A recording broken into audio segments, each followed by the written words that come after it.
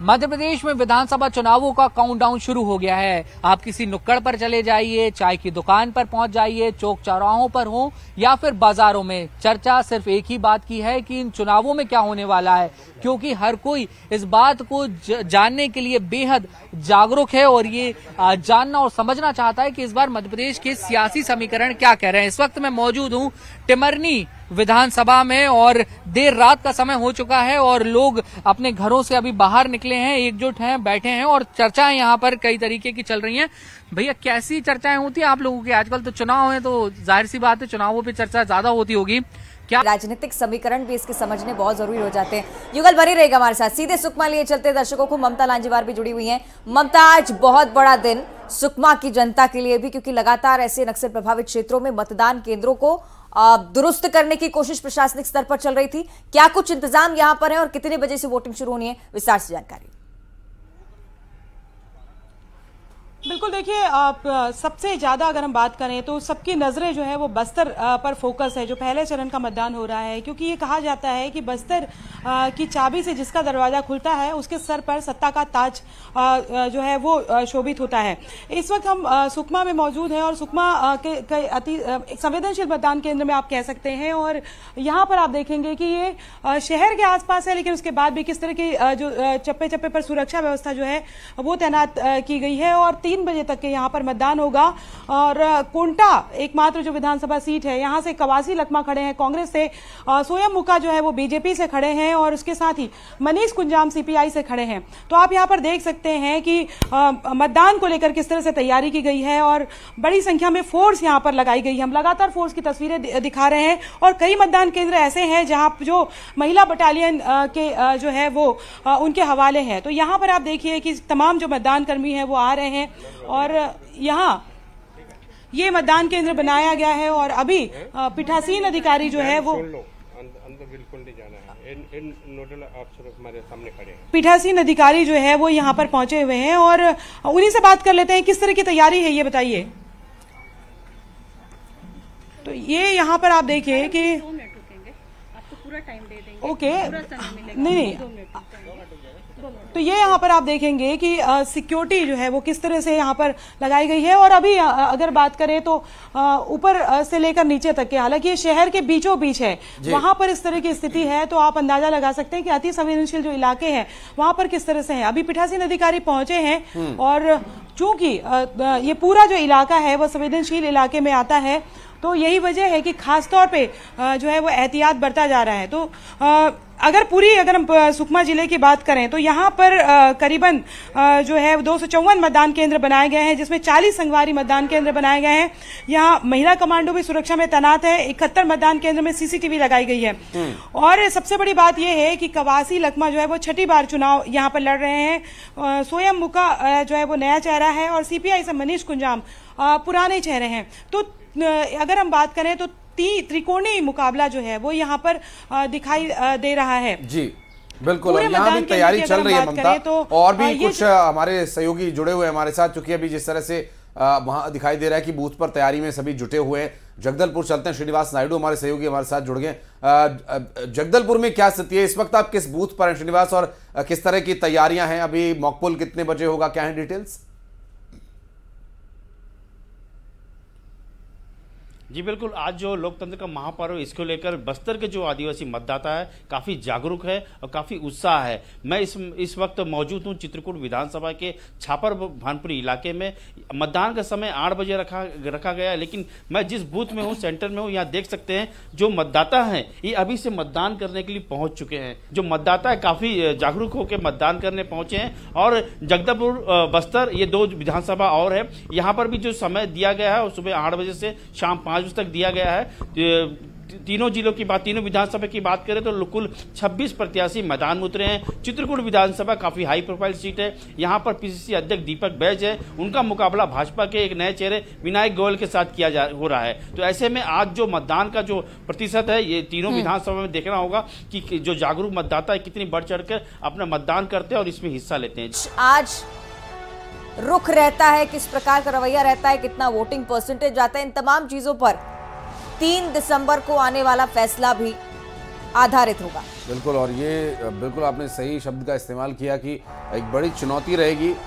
ये चुनौती दरअसल न सिर्फ मतदाताओं के लिए, कैंडिडेट्स के लिए, प्रशासनिक अधिकारियों के लिए भी ये चुनौतीपूर्ण रहेगा। आज शांतिपूर्ण तरीके से मतदान कराना, जो कि नक्सल प्रभावित क्षेत्र में काफ़ी ज़्यादा सुरक्षा के बीच वोट होता है और कई इंटीरियर एरिया में। और इस बार एक नई चुनौती चुनाव आयोग की तरफ से जिसको स्वीकार किया गया वो ये कि सभी जितने मतदाता हैं, सभी मतदाताओं को कम से कम 2 किलोमीटर के अंदर ही अंदर उन्हें बूथ मिल जाए। ये भी कोशिश मतदाताओं के लिए उनकी सुविधा के आधार पर यहाँ चुनाव आयोग ने तय किया है।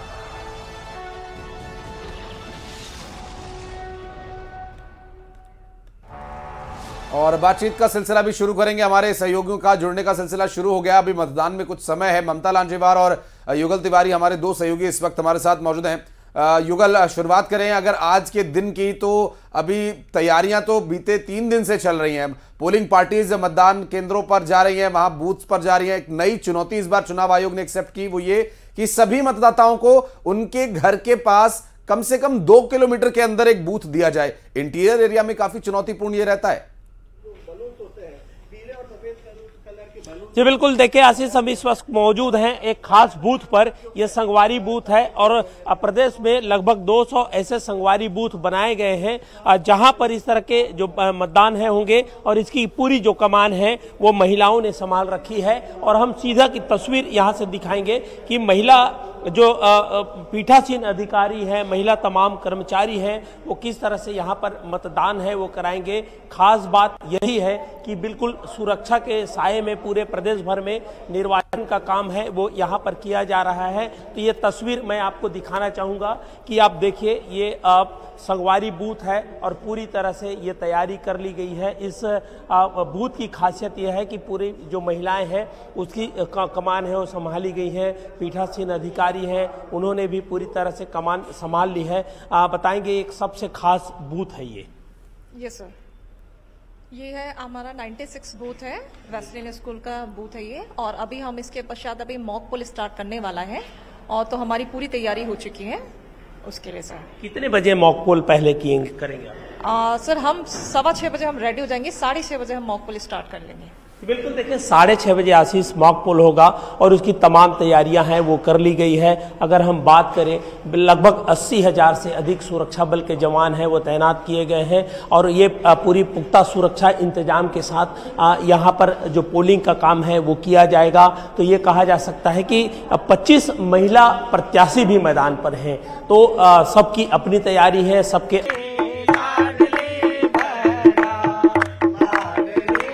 बहुत अद्भुत आपने गीत बनाया है और अगर सरकार के लोग सुनेंगे तो काफी खुश होंगे। लेकिन देखिए, चुनाव जो है वो अब बेहद नजदीक है और इसको लेकर जो माहौल है वो भी अब लगातार थोड़ा सा गर्माता हुआ नजर आ रहा है। और भी लोग हमारे साथ हैं, उनसे जान लेते हैं। ये महंगाई वगैरह एक परेशानी का सबब है, बेरोजगारी, महंगाई, ऐसी कुछ बातें हैं? शिवराज सरकार तो महंगाई तरफ तो कोई ध्यान दे नहीं रही है, युवाओं के लिए कुछ कर ही नहीं रही है। चुनाव का माहौल आता है जब खड़े हो जाते हैं। क्या युवाओं के लिए कुछ करना चाहिए और महंगाई के ऊपर कंट्रोल करना चाहिए, यही मेरा कहना है। बिल्कुल, आपने ठीक बात कही। और भी लोग हमारे साथ हैं, उनसे भी थोड़ा सा जो चुनावी समीकरण है वो हम समझने की यहाँ पे कोशिश करेंगे।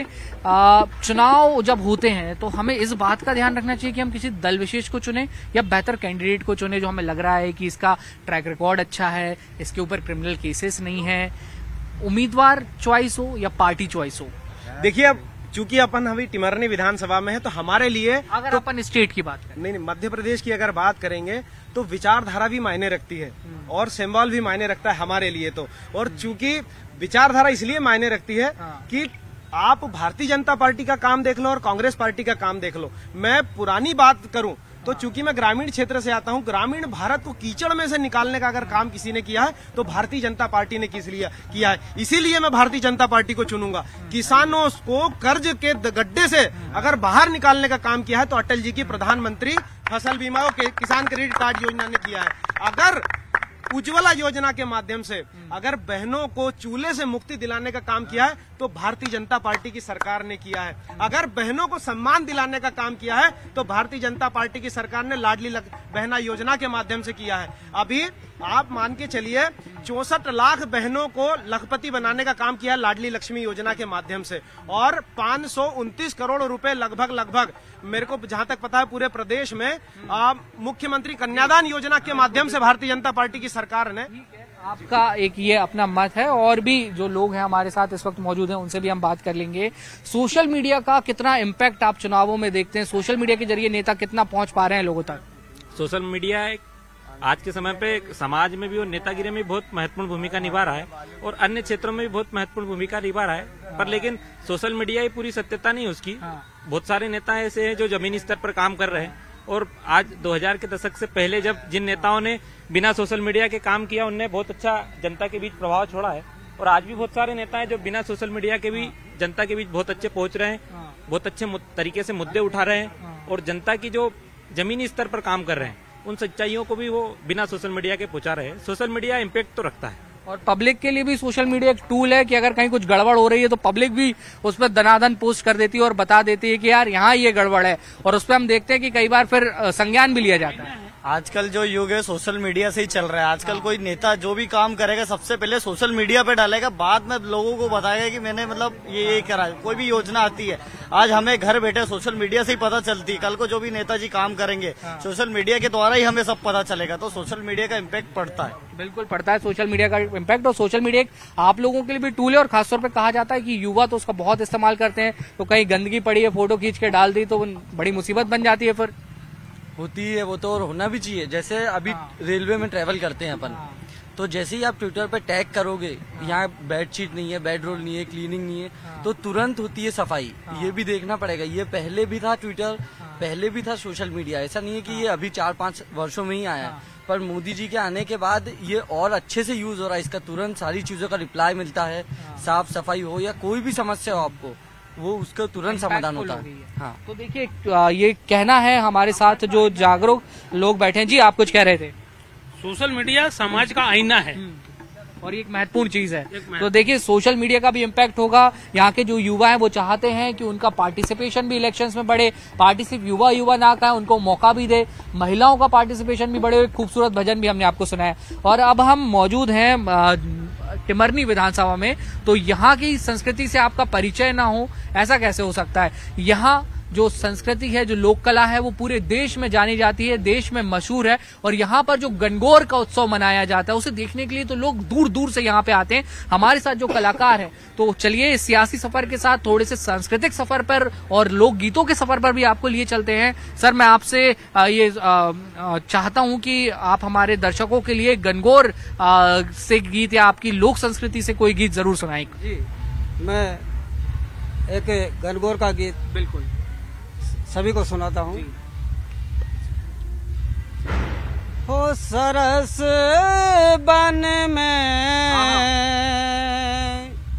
सरस बन में, सरस बन में, आज कोयल भोली रे सरस बन में, सरस बन में, सरस बन में, आज कोयल भोली रे सरस बन में, ओ सरस बन में, सरस बन में, आज कोयल भोली रे सरस बन में, जमराजा को बेटो मैया चतुर सुजान है, जमराजा को बेटो मैया चतुर सुजान है, हर चतुर सुजान हो भैया चतुर सुजान है, चतुर सुजान भैया चतुर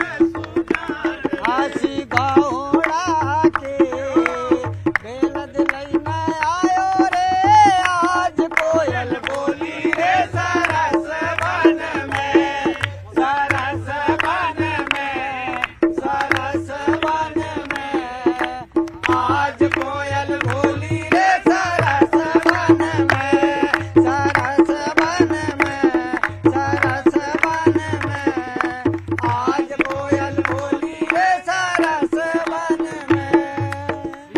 बहुत बहुत धन्यवाद आपका। और चलिए आपको लिए चलते हैं अब सबसे अहम फैक्टर जो सिलेक्शन में है, वो है फर्स्ट टाइम वोटर्स। और मध्य प्रदेश में आप इनको हल्के में नहीं ले सकते, क्योंकि बहुत सारे फर्स्ट टाइम वोटर्स रजिस्टर हुए हैं जो इस चुनाव का रुख भी बदल सकते हैं। तो छात्र छात्राओं के दिल में क्या है ये भी आपको समझा देते हैं। शिक्षा की बात, शिक्षा के क्षेत्र में कितना काम हुआ, उससे आप सेटिस्फाइड हैं और होने की आवश्यकता महसूस करते हैं?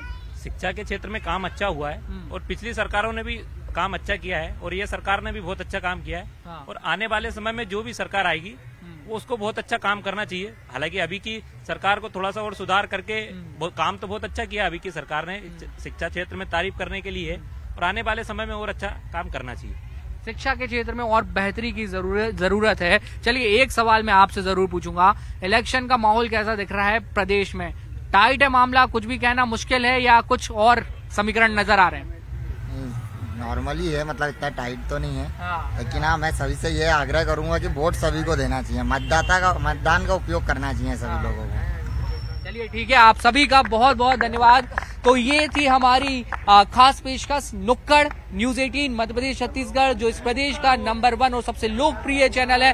पूरे प्रदेश का सियासी हाल और उसके साथ संस्कृति की झलक भी अगर आप पाना चाहते हैं तो इसी तरह हमारे साथ बने रहिए। ताजा तरीन खबरें भी हम आप तक पहुंचा रहे हैं और सियासी सफर पूरे मध्य प्रदेश का भी लगातार आप सब तक पहुंचा रहे हैं। चाहे दिन हो या रात, हम लोग डटे हुए हैं 24 घंटे फील्ड पर और पल पल की अपडेट, इस पूरे इलेक्शन का मेगा कवरेज आप सबके लिए लेकर आ रहे हैं। वीडियो जर्नलिस्ट मनीष सिंगर और प्रवीण तंवर के साथ न्यूज 18 के लिए टिमरनी से वासु चौरे।